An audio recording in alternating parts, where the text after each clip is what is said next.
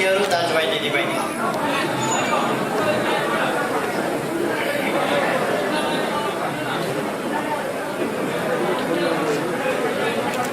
मलाई लाग्छ सबै कुराहरू त पूर्ववक्ता साथीहरूले राखिसक्नुहुन्छ। थप धेरै भनिरहनु पर्ने केही कुरा छैन। खालि म प्रदेश नम्बर 1 कै भेला भएको हुनाले अलिक थकित हालतमा भए पनि यहाँ उपस्थित हुन आएको। केही कुराहरू मात्रै भन्छु। देशको परिस्थितिको बारेमा साथीहरूले बताइसक्नु भएको छ। केही मान्छेहरू कोलो मचाएर हिँडेका छन्, हल्ला खल्ला गरेर हिँडेका छन्। केहीलाई बडो पीर पनि परेछ त्यस कुरासँग। देश बर्बाद हुन लाग्यो, देश डुब्नै लाग्यो। कहाँ देख्नु उहाँहरूले केपी ओलीले संविधान च्यात्यो, धुजै पार्यो, त्यो पनि भनेर सुनेको र उहाँहरूलाई साह्रै पीर परेछ। यस्तो देशै बर्बाद हुन लागेको बेला पनि केपी ओलीको अनुहार चाहिँ नि अँध्यारो छैन, मुस्कुराइराखेका छन्, हाँसिराखेका छन्। कस्तो मान्छे होला, देशै बर्बाद हुँदाखेरि पनि मुस्कुराइराखे। उहाँहरूले बर्बाद पार्न नपाएकोमा उहाँहरूको चिन्ता मात्रै हो। उहाँहरूले देश बर्बाद पार्न नपाउँदा मैले अनुहार अँध्यारो किन लगाउने? उहाँहरूले बर्बाद गर्न खोज्नु भएको थियो, बर्बाद गर्न दिएन। बर्बाद पार्न पाउनु भएन, अँध्यारो म किन पार्ने? उहाँहरूलाई बडा चिन्ता लागेछ, दुःख लागेछ। केपी ओली मान्छे हँसाउँछ, मान्छे हँसाएर हिँड्छ, अनि के म मान्छे मार्दै विधवा बनाउँदै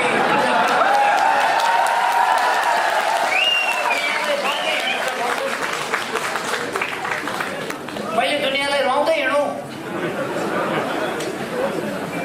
हँसाउँदै हिँड्छ मान्छे। म देशैको अनुहारमा मुस्कान ल्याउन चाहन्छु। म हाम्रा बालबालिकाको अनुहारमा मुस्कान ल्याउन चाहन्छु, हाम्रा किशोरहरूको किशोरीहरूको अनुहारमा मुस्कान ल्याउन चाहन्छु, हाम्रा युवाहरूको अनुहारमा मुस्कान ल्याउन चाहन्छु, हाम्रा बाआमाहरूका अनुहारमा मुस्कान ल्याउन चाहन्छु। अनि मजदुर किसानहरूका अनुहारमा। त्यसै कारण हामी थुप्रै कामहरू गरिरहेका छौँ गरिबका लागि, जनताका लागि। सडकमा बालबालिकाहरू रहनु हुँदैन अभिभावकविहीन भएर, उनीहरूका आँखामा आँसु हुनु हुँदैन, उनीहरूका चेहरामा मुस्कान हुनुपर्दछ। सरकारले अभिभावकको काम गर्नुपर्दछ भनेर मैले भनेको छु र त्यो काम हामी गरि पनि रहेका छौँ। अनि विभत्स क्रियाकलाप, विभत्स दृश्य हेरेर दुनियाँ रुवाएर, रुवाउने पनि एक किसिमले हो र। कसैको घोडा खोर्सिएको छ, कसैको गाडी खोर्सिएको छ, कसैको खेत खोर्सिएको छ, कसैको घर खोर्सिएको छ, कसैको पैसा खोर्सिएको छ। रुवाउने पनि तरिका एउटा मात्रै हो र। मारेर पनि रुवाएको छ, कुटेर पनि रुवाएको छ, लुटेर पनि रुवाएको छ। अनि मैले हँसाएँ भनेर पिर परेको छ। मान्छे हाँसेर जोक गरिरहेछ, हँसाएरै नेपाली जनता हाँसेकोमा किन पिर परे होला? नेपाली जनता खुसी भए हाँसेको किन पिर पर्यो? रुवाउन खोजेका थियौ, सक्दैनौ, सकेनौ, रुवाउन दिनेछ। अनि हामी किन पिर मान्ने? हामीले लामो समय सङ्घर्ष गरेर, यति लामो सङ्घर्ष गरेर, बलिदानपूर्ण सङ्घर्ष गरेर जुन उपलब्धि हासिल गरेका छौँ, त्यो कसैको इसारामा, कसैको स्वार्थका लागि वा आफ्नै निजी स्वार्थका लागि कसैले पनि जनताले प्राप्त गरेका यी उपलब्धिहरूलाई तलमाथि गर्न सक्ने छैन, गर्न दिने छैन। आज नेपाली जनता सचेत छ, सजग छ। देशको प्रतिगमनतर्फ फर्किन सक्दैन। देश अगाडि बढ्छ, अन्यायतर्फ होइन न्यायतर्फ, अविकासतर्फ होइन विकासतर्फ, अशिक्षातर्फ होइन शिक्षातर्फ देश अगाडि बढ्छ। हिजो मात्रै हामीले नयाँ एप्स को सुरुवात गर्यौं, नागरिक एक। देशले जनतालाई ठुलो सहुलियत सुविधा पुर्याउँछ र सँगसँगै भ्रष्टाचार नियन्त्रणमा महत्त्वपूर्ण योगदान गर्छ।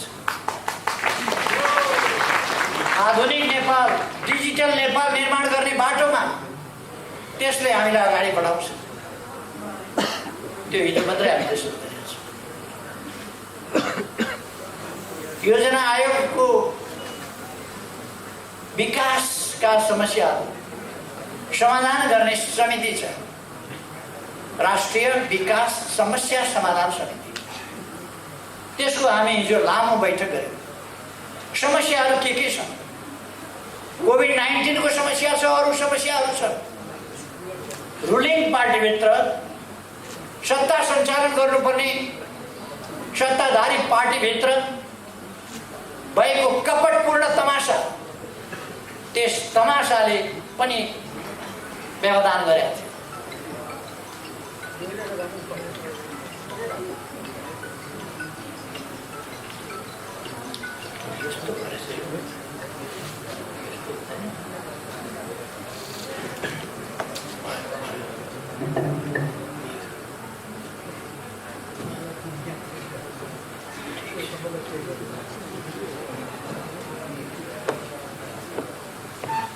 त्यसमा हामीले छलफल गर्यौँ।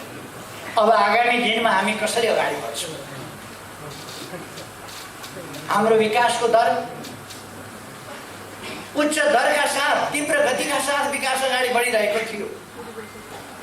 कोभिडले हामीलाई अलिकति पछाडि पार्यो,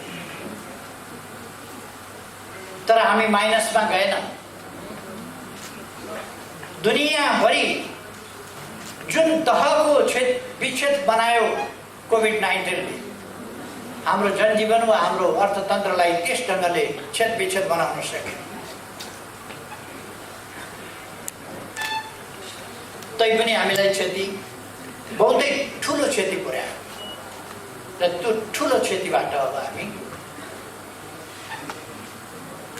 बिस्तारै छुटकारा पाउँदैछौँ र अब कोभिडको भ्याक्सिन निकट भविष्यमा आउँदैछ। त्यसपछि हामी कोभिड नियन्त्रण गरेर हाम्रो विकासको गतिलाई अझ ज्यादै तीव्रता दिनेछौँ।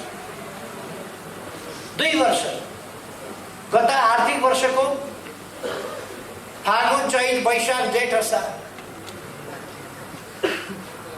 यी महिनाहरू कोभिडद्वारा प्रभावित। खास गरी चैत, वैशाख, जेठ, असार 4 महिना त लकडाउनमा बित्यो। यसरी हामीलाई कठिनाइको धेरै सामना गर्नु। अब हामी त्यसबाट छुटकारा प्राप्त गर्दैछौँ। हाम्रा विकासका प्रयासहरू अहिले पनि थुप्रै विकासका कामहरू अगाडि बढेका छन्। थुप्रै, मैले धेरै केही भनिरहनु पर्ला जस्तो लाग्यो। क्षेत्रमा आधुनिकीकरण कसरी गर्ने त्यसको एउटा लहर सिर्जना भएको, नयाँ जागरण, नयाँ अभियान, देश विकासको अगाडि बढेको, यी कुराहरू देख्नु भएको छ। यस्तो प्रतिकूल अवस्थामा पनि हामीले कसरी काम गरेका छौँ साथीहरूले देख्नु भएको छ। सायद ठुलै देशमा पनि यस्तो रेकर्ड कम होला। एकै दिन 309 वटा हस्पिटलको शिलान्यास हुन्छ नेपालमा। अस्ति भर्खर मात्रै हामीले गरेका छौँ 309 वटा अस्पताल एकै दिन। यद्यपि 396 वटा गर्ने हाम्रो योजना थियो, तर त्यसमा केही प्राविधिक कारणहरूले त्यसै दिन गर्न सकिएन। तर एकै दिनमा मात्रै पनि हामीले 309 वटा अस्पताल शिलान्यास गर्यौँ। अर्थात् हाम्रो विकासको आकांक्षा र हाम्रो प्रयास असाधारण छ। विकासको हाम्रो चाहना पनि असाधारण छ। र हाम्रो प्रयास पनि असाधारण छ।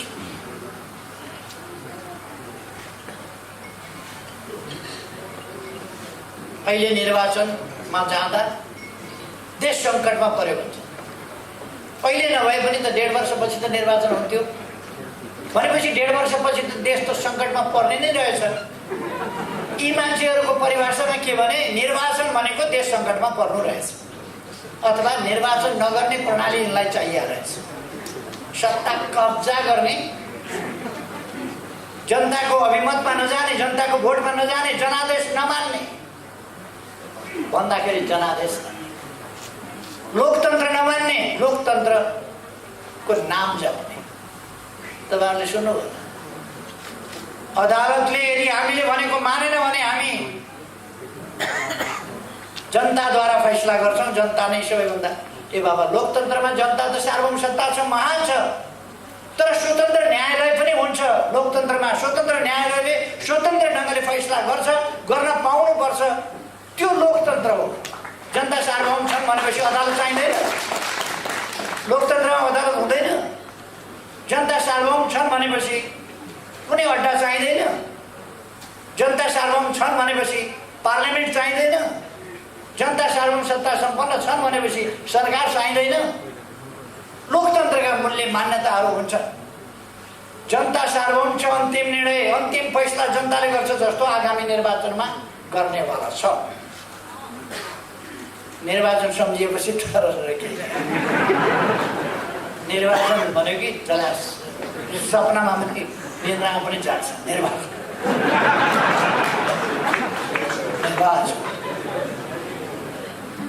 अनि कुरा गर्ने लोकतन्त्रका निर्वाचन भनेपछि जनतालाई दिएको दुःख, जनताका अगाडि ढाँटेका कुराहरू, जनतालाई दिएका प्रताडना, देशका विरुद्ध गरेका कुकर्महरू सबैको हिसाब किताब जनताले गर्छ भन्ने थाहा छ। त्यसै कारण निर्वाचन भनेपछि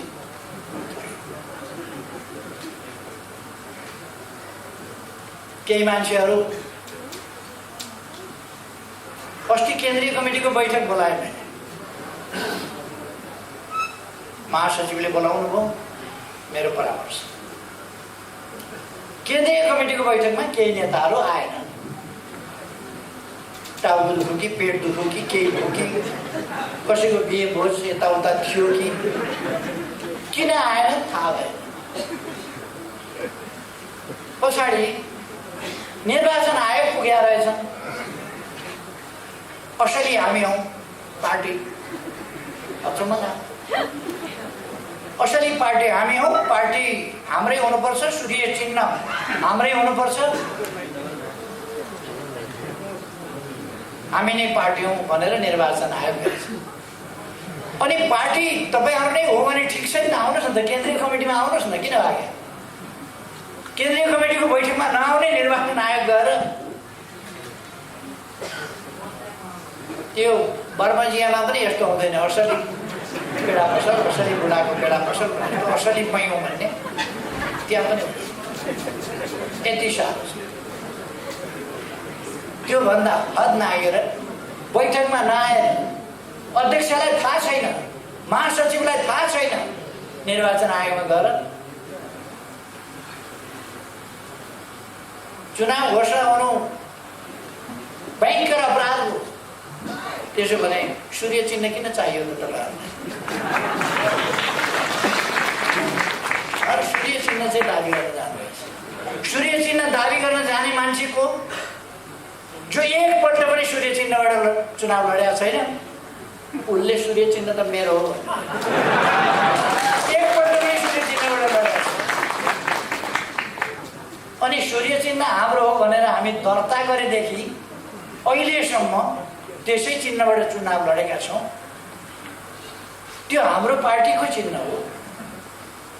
प्रचण्ड र मेरो बीचमा 74 साल असोज 14 गते सहमति भएको थियो, चुनाव सँगै लडौँ, एउटै चिन्ह सूर्य चिन्हबाट चुनाव लडौँ। 14 गते सहमति भएको थियो, 16 गते उहाँले सहमति तोड्नु।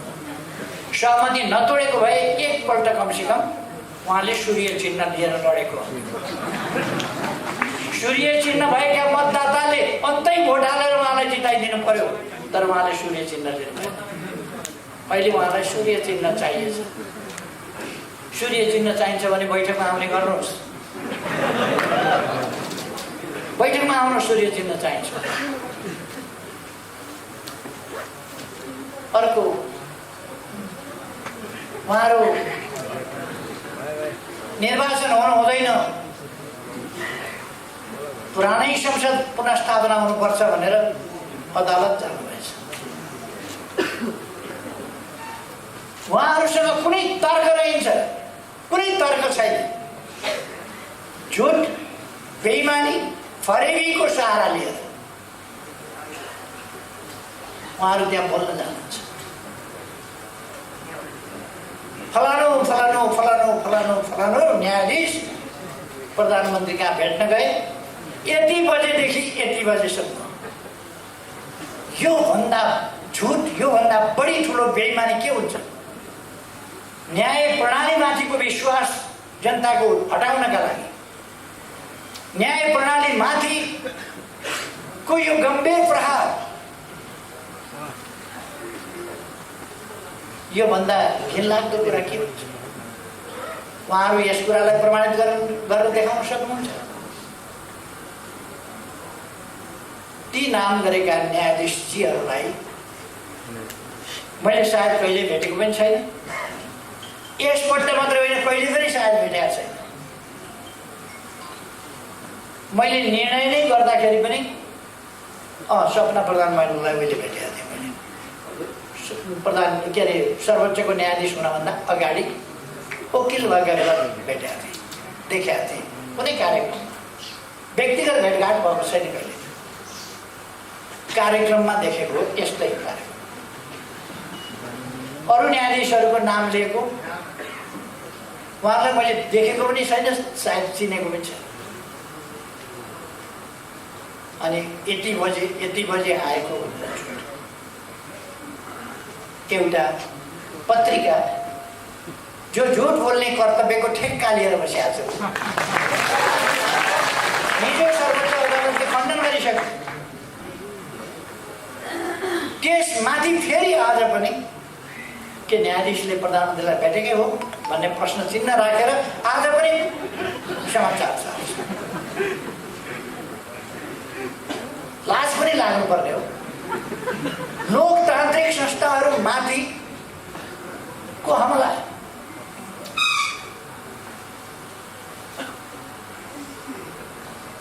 केही तर्क रहन्छ उहाँहरूसँग।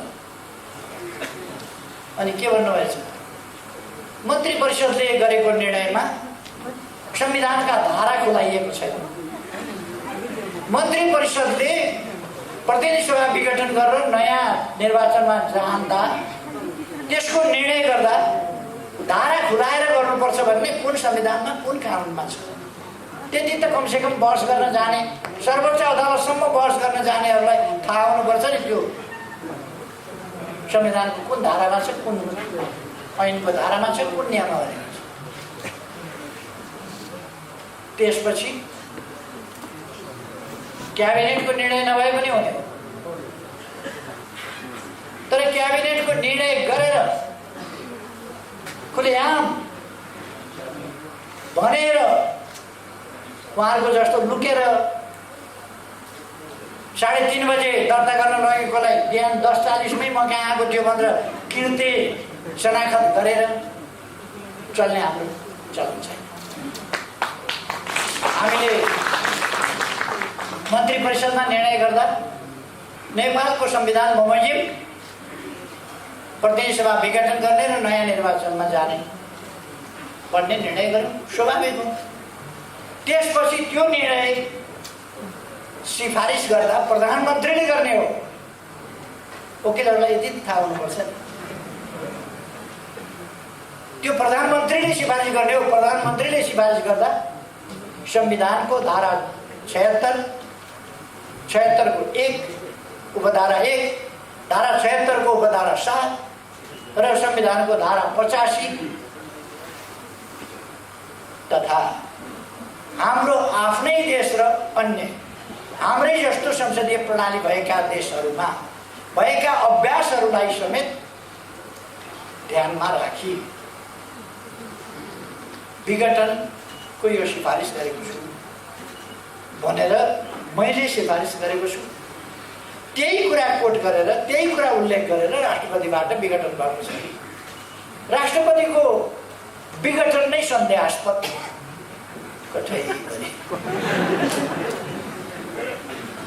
कमसेकम तर्कमा आउनुहोस् न, कमसेकम बहसमा आउनुहोस् न, संविधानका धारामा आउनुहोस्, संविधानको मर्ममा आउनुहोस्, संविधानको अक्षरमा आउनुहोस्, संसदीय अभ्यासमा आउनुहोस्, संसदीय प्रणालीका अभ्यासमा आउनुहोस्, देश दुनियाँका अभ्यासमा आउनुहोस्।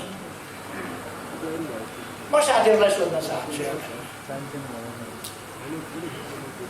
नेकपा अथवा नेपाल कम्युनिस्ट पार्टी नेकपा भन्ने नामको हाम्रो पार्टीमा जस्तो भाँडभैलो, अराजकता, अनुशासनहीनता, आन्तरिक अन्तर्ध्वंस कुनै पार्टी संसारको कतै देख्नुभएको छ? अरू कुनै पार्टीमा यस्तो देख्नुभएको छ? आफ्नै अध्यक्षका विरुद्ध टेलिभिजनमा गयो, बुरुक उफ्रियो, मन परे बोल्यो, अखबारमा गयो, उफ्रियो बोल्यो। यति अराजकता, यति अनुशासनहीनता देख्नुभएको छ? कुनै देशको राष्ट्रपतिमाथि गाल मुखाल अश्लील जे पाए त्यही बोलेको, कुनै असभ्य भन्दा असभ्य कहीँ कोही छ भने पनि नेपालका केही बुद्धिजीवीहरू बाहेकहरूले बोल्या सुन्नुभएको छ? केही बुद्धिजीवीहरू, केही जानकारहरू, केही राजनीतिज्ञ हुँ भन्नेहरू कस्तो बनाउन खोजेको छ यो देशलाई? कस्तो बनाउन खोजेको छ? राष्ट्रपतिको संस्था, राष्ट्रको सर्वोच्च संस्था, त्यसको मान मर्दन गरेको छ, बेइज्जती गरेको छ, गाल मुखाल त्यसमाथि तथा नाम बोलेको छ र त्यसको एकदमै हुर्मत लिएको छ।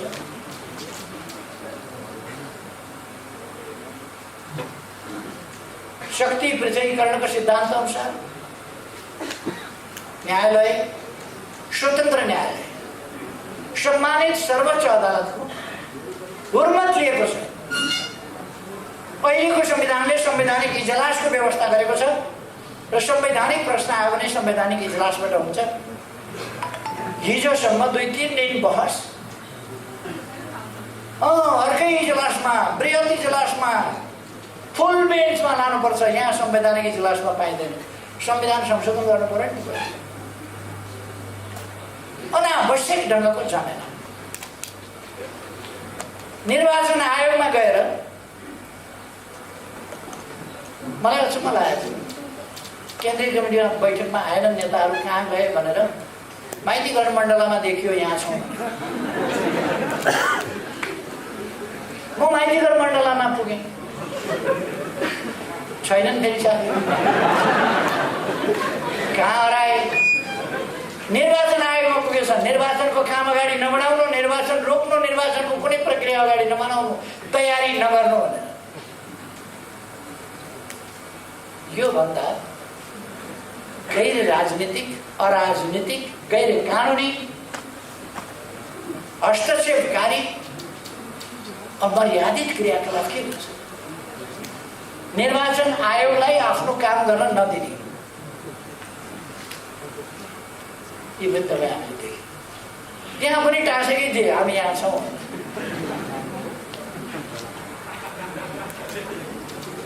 उहाँहरूको त्यो एउटा ब्रान्ड नै हुन लागेको छ, हामी यहाँ छौँ वाला ब्रान्ड। अब नेपाली जनताले उहाँहरू कहाँ हुनुहुन्छ भन्ने कुरा थाहा पाउनलाई र उहाँहरू को हो भन्ने थाहा पाउनलाई हामी यहाँ छौँ छापवाला, मान्छे यहाँ आइपुगेछन् है भनेर थाहा हामी यहाँ छौँ ब्रान्ड, हामी यहाँ छौँ भन्ने छापवाला। निर्वाचन आयोग जाँदाखेरि पनि यसो हेरेको त साँच्चीमा त हामी यहाँ छौँ।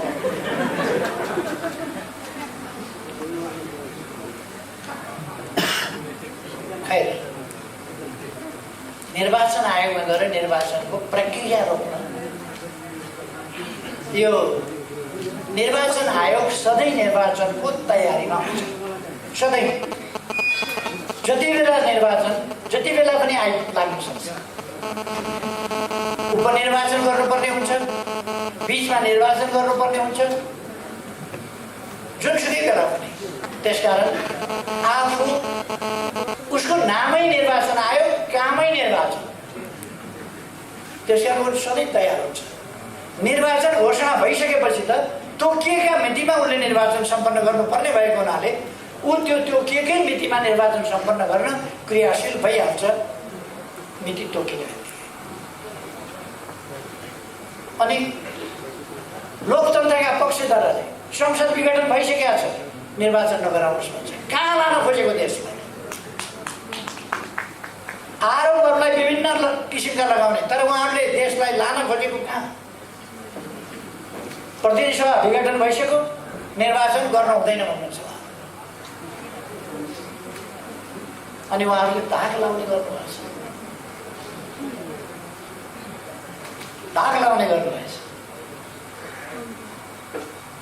नत्र हामी सडकबाटै यो गर्छौँ त्यो गर्छौँ भनेर।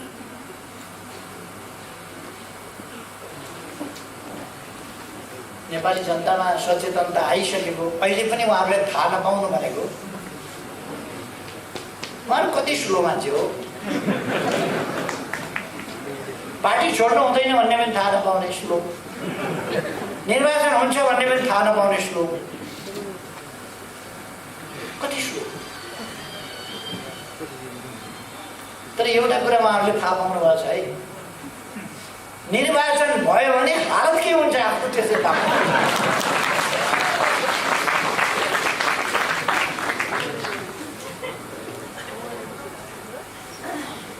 अनि अस्ति मैले केही ठाउँहरूमा भने उहाँहरूले केपी ओलीलाई अध्यक्षबाट निकाल्थ्यौँ, हटाइदिउँ, पार्टीबाटै निकाल्थ्यौँ भनेर के घोषणा। अचम्म लाग्छ। प्रथम अध्यक्षलाई हिजो एकता हुँदाखेरि पनि कमसेकम ठुलो पार्टीको अध्यक्षलाई, एकता भएपछि पनि प्रथम अध्यक्षलाई, राजनीतिक हिसाबले पनि अलिक जेठो पुरानै अध्यक्षलाई, उहाँहरू 33 वर्षदेखि हुनुभएको छ हुन त हामी पुराना हौँ भन्नु होला, तर अध्यक्षमा चाहिँ उहाँहरू पुरानो हो। उहाँहरू हेर्नु होला बाँचिन्जेल अध्यक्ष रहनुहुन्छ, 3 जना मात्रै किन रहन्छ। अब अर्को एकजनाले न्यु खोज्नुभयो भने उहाँ पनि अध्यक्ष भएर 3 जना अध्यक्ष उहाँहरू बस्नुपर्छ। अध्यक्ष चाहिँ बाँचिन्जेल उहाँहरू हुनुहुन्छ, यो चाहिँ ग्यारेन्टी नै हो। अध्यक्ष छोड्नुहुन्छ, जेसुकै छोडे, पार्टी छोड्नुहुन्छ, सरकार छोड्नुहुन्छ, जे जाओस् जाओस्, अध्यक्ष एउटा चाहिँ त्यो चाहिँ फेरि उधारो मान्नु नै उहाँहरू नग्दा अध्यक्ष एउटा चाहिँ। त्यसकारण माधव नेपालजी अध्यक्ष हुनुभएछ नग्दैन। कसले छानेको अध्यक्ष हुन त? उहाँ नछानिकन हुने पानी परेको मान्छे। उहाँ पार्टीको महासचिव हुनुभयो, महाधिवेशनबाट होइन, जननेता मदन भण्डारीको निधन भएपछि त्यो मौकामा उहाँ महासचिव हुनु। अरू साथी हुन तयार भएनन्, उहाँ हापझाप गरेर तयार। महाधिवेशनबाट छानिएको होइन। 2 ठाउँबाट चुनाव हार्नुभयो, उहाँ प्रधानमन्त्री।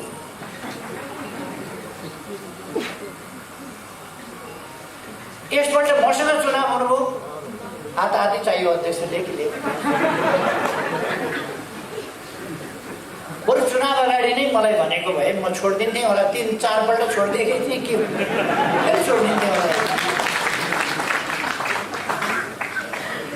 त्यस बेला उहाँलाई अलिक दम्म, म प्रधानमन्त्री भइसकेँ, म 3 कार्यकाल पार्टी प्रमुख भएर चलाइसकेँ, जहाँ जेल षड्यन्त्र टिक्रमले मान्छेहरूलाई काबुमा राखिसकेका छु सबैलाई कार्यकर्तालाई भन्ने उहाँलाई भ्रम थियो। त्यस कारण मसँग लड्न तयार हो। चुनाव हारेका दिनदेखि उहाँलाई अध्यक्ष चाहियो। चुनाव हारेका दिनदेखि अध्यक्ष चाहियो। एकजनाको मात्रै व्यवस्थापन भएर हुँदैन, हाम्रो पनि व्यवस्थापन हुनुपर्छ भनेर उहाँले व्यवस्थापन गरिरहेको छ। जे होस्, कोही कब्जा गर्ने नीतिका, कोही स्वस्थ बाटोबाट सही बाटोबाट होइन चस्केलाबाट छिरेर विभिन्न पदमा पुग्ने बानी परेका, कोही सल्लाहको रुख जस्तो सबलाई लखेटी लखेटी खेदी खेदी जहाँ पुग्यो त्यहाँ भाग्यो। मोहन वैद्य आफ्ना गुरु, आफूलाई राजनीतिमा ल्याउने गुरुलाई लखेटेर पार्टीको भाष भए।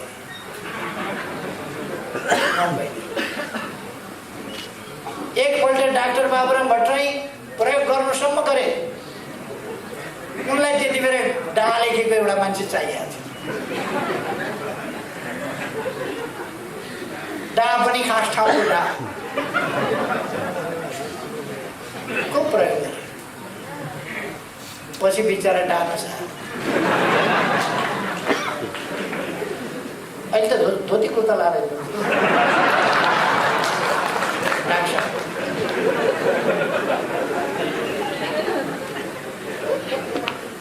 मान्छे झुक्याउन त्यता जानु, झुक्याउन गए। मोहन वैद्यलाई उता फेरि जङ्गल लखेडिदियो। के उसलाई विप्लवलाई जङ्गलतिर लखेडिदियो।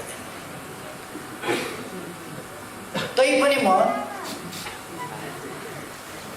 हारिन। मान्छे हो यो बाबा। भालुलाई त मान्छेले ल्याएर तालिम दिएको छ, बाँदरलाई त मान्छेले ल्याएर तालिम दिएको छ, त मान्छे हो किन तालिम दिन सकिन भनेर समाजले ल्याएर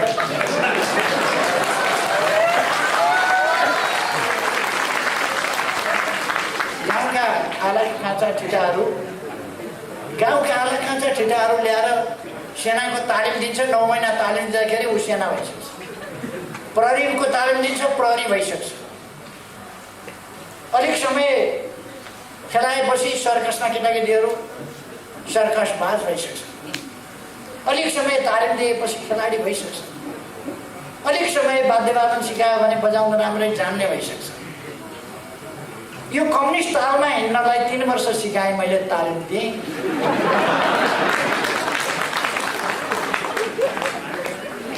म बजाउँछु डुकी तपाईँलाई, ऊ नाच्छ धामी जस्तो।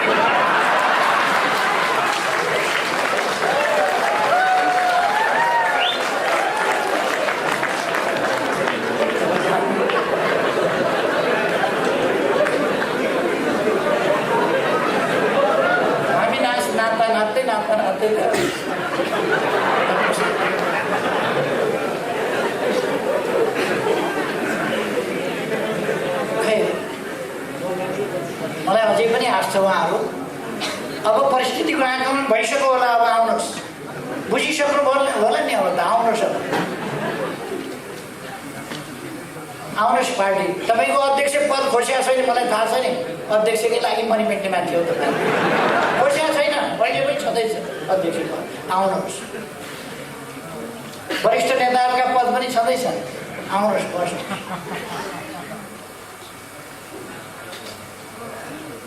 उहाँहरू रन्थनिएर कुद्नु भएको छ, कहाँ कुद्नु भएको छ, कहाँ कुद्नु भएको छ। मन परि बोल्नु भएको छ, मुख छाड्नु भएको छ, जथाभावी बोल्नु भएको छ। यस्तो हुँदाखेरि पनि केपीओटी मुस्कुराउनु। के भयो? चुनाव हुँदैछ, चुनाव हुँदैछ, हामी जित्दैछौँ। के भन्दैछ? चुनाव भनेकै त्यही हो, कसैले जित्ने कसैले। आउनुहोस्, पार्टीमा आउनुहोस्। पार्टीमा आउनु भने चुनावमा आउनुहोस्, अरू केही भएको छैन। अब प्रदेश नम्बर 1 का साथीहरूसँग म भन्न चाहन्छु, नाम 1 नम्बर भएपछि काम कति नम्बर गर्नु पर्यो? नाम चाहिँ 1 नम्बर, काम चाहिँ 7 नम्बर। 1 नम्बर नाम राखेपछि प्रदेश नम्बर 1 ले त नाम फेर्नै मानेको छैन। 1 नम्बर हामी छौँ, 1 नम्बर। यो चुनावमा देखाउनु पर्यो हामी 1 नम्बरै हौँ भनेर। 1 नम्बरै हौँ भनेर देखाउनु पर्यो। त्यहाँ विशुद्ध खालका तत्त्व, गलत खालका तत्त्वहरू, धोकेबाज तत्त्वहरू, त्यस्ता तत्त्वहरूलाई सबक सिकाउने बेला यही। देशप्रति बेइमानी गर्नेहरूलाई जनताले सबक सिकाउने बेला यही। वामपन्थी आन्दोलनप्रति बेइमानी गर्नेहरूलाई वामपन्थीहरूले सबक सिकाउनु पर्ने बेला यही। त्यसकारण म साथीहरूलाई भन्न चाहन्छु, तपाईँहरू धनुबाट छुटेका बाण जस्तो गतिशील हुनुपर्दछ, अत्यन्त तीव्र गतिका साथ आफ्नो लक्ष्य भेदन गर्ने त्यो सामर्थ्य बोकेका गतिशील हुनुपर्दछ। म खास गरी हाम्रा युवाहरूलाई, नयाँ पङ्क्तिका भाइ बहिनीहरूलाई भन्न चाहन्छु, तपाईँहरू कि मनमा एउटा कुरा बाहिर अर्को कुरो राख्ने यस्ता तत्त्वहरूको भ्रममा कतै नपरे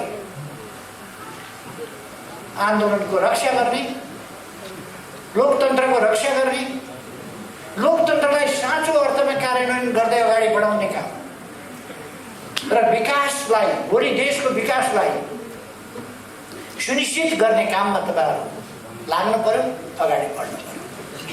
म तपाईँहरूलाई आग्रह गर्न चाहन्छु। यसको अर्थ युवालाई आग्रह गरौँ, हामीलाई त केही पनि भनेन भन्ने पर्ला साथीहरू। मैले सबैलाई भने, तर युवाहरू चाहिँ अलिक बढी फुर्ती साथ दौड्न सक्नुहुन्छ। युवाहरूले बढी गति साथ काम गर्नु पर्यो। भ्रम तोडेर, भ्रमबाट मुक्त गराएर दर्शक साथीहरूलाई बाटो बिराउन नदिनुहोस्। कतिपय मान्छेहरू बाटो बिराएका पनि छन्, भ्रममा पारेका छन्। विभिन्न प्रकारका जाली झेडीहरूले त टुना मुना जाल जेल अनेक गर्छन् नि, यो टुना मुनामा पर्दैन। त्यो बाटो हामीले समातेका छौँ, त्यस बाटोमा हामी तीव्रताका साथ अगाडि बढेका छौँ। यसलाई थप गति यस निर्वाचनले दिनुपर्छ। निर्वाचनमा यस्तो एउटा जनताको आन्दोलनको आँधीबेहरी सिर्जना गर्नुपर्दछ, तुफान सिर्जना गर्नुपर्दछ, जसबाट हामी सही देशभक्तपूर्ण विचारहरू त्यसलाई अगाडि बढाउन सक्छौँ। देश विकासका कामहरूलाई अगाडि बढाउने विचारहरूलाई रक्षा गर्न सक्छौँ। त्यसै गरेर देश बनाउने शक्तिलाई कमजोर हुन नदिउँ, सुदृढ गरौँ। सुदृढ शक्ति नभइकन देश बनाउन सकिँदैन। तपाईँ हामीले देखेका छौँ के अर्थ हुन्छ विचारको, के अर्थ हुन्छ लिडरसिपको, के अर्थ हुन्छ मजबुत पार्टीको, त्यो तपाईँ हामीले देखेका छौँ। चुनावभन्दा अगाडि कमसेकम हामी तपाईँहरूका समक्ष के वितरण गर्नेछौँ भने यसपल्ट दोस्रोपल्ट म प्रधानमन्त्री भएको फागुन 3 गते बाटो कति बनेको थियो देशमा, त्यस यता कति बन्यो, कतिका दरले वर्षमा बन्ने गरेको थियो त्यति बेला, अहिले दिनमा कति बन्ने गरेको छ। म वर्षको हिसाब गर्दिनँ, दिनको। अहिले जनसङ्ख्या कति जनसङ्ख्याले बिजुली पायो, त्यस बेलासम्म कतिले पाएको थियो, कतिले बिजुली पायो, कति कहाँ खानेपानी पुग्यो, यातायात सुविधा कहाँ पुग्यो, कहाँ अस्पताल बने, कहाँ शिक्षालय बने, कहाँ के बने, भूकम्पबाट पुनर्निर्माण कति भयो यस बिचमा? यी सबै तुलनात्मक रूपमा तपाईँहरू समक्ष ल्याइनेछ। त्यस कारण म साथीहरूलाई आग्रह गर्न चाहन्छु, कुनै पनि किसिमको भ्रममा नपरेर दृढतापूर्वक अगाडि बढौँ,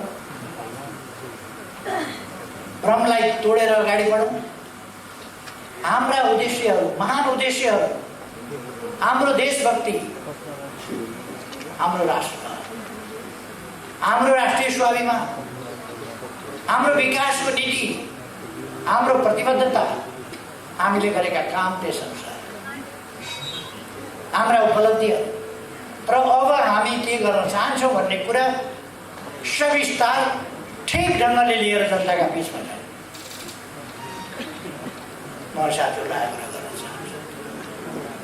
हामीलाई थाहा छ हामी निर्वाध ढङ्गले काम गर्न पाउँदैनौँ। कतिपय विरोधीहरू केही गर्नु पर्दैन विरोधीका लागि आफै विरोधी हुन्छ। जस्तो आजैका अखबार हेर्नुभयो भने तपाईँले देखिहाल्नुहुन्छ, जन्मसिद्ध विरोधी किन भयो भने त्यसको जन्मै विरोध गर्नका लागि गराइएको हो। जन्मै भएको गराइएको त्यही विरोध गर्नका लागि। त्यसैले उसले त आफ्नो काम कर्तव्य त पालना गर्नै पर्यो। उसले देशलाई भन्दा आफ्नो स्वार्थलाई माथि देख्ला। तर हामीले आफ्नो स्वार्थ होइन देशको स्वार्थलाई अगाडि राख्नुपर्छ र त्यस्ता कुनै पनि प्रकारका तत्त्वहरूसँग अझ्किनु। मैले धेरै समय लाग्यो। मैले अघि नै भने म अलिक धेरै नै थकित हालतमा हुनेछु। मैले विश्वास दिएको छु यसपल्ट साथीहरूले यस्तो सक्रियता देखाउनुहुनेछ, यस्तो एकता देखाउनुहुनेछ, यस्तो गतिशीलता देखाउनुहुनेछ जसबाट प्रदेश नम्बर 1 कै रूपमा उदाउँछ।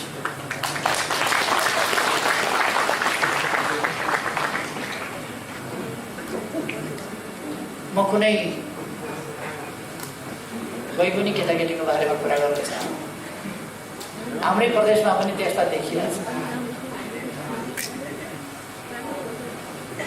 दौडिकन गएर भोट मागेर यो केटालाई जिताएर पठाउनुहोस्, मन्त्री बनाएर पठाइदिन्छु भनेर मन्त्री बनाएर गरियो। एक दिन त पुक्का लात्ताले हानेर भाग्यो। यसो हेरेर त विकेट। यस्तो अल्झिनु हामीलाई छैन। हामी अल्झिँदैनौँ, हामी अगाडि बढ्छौँ। युवाहरूको कुनै कमी छैन।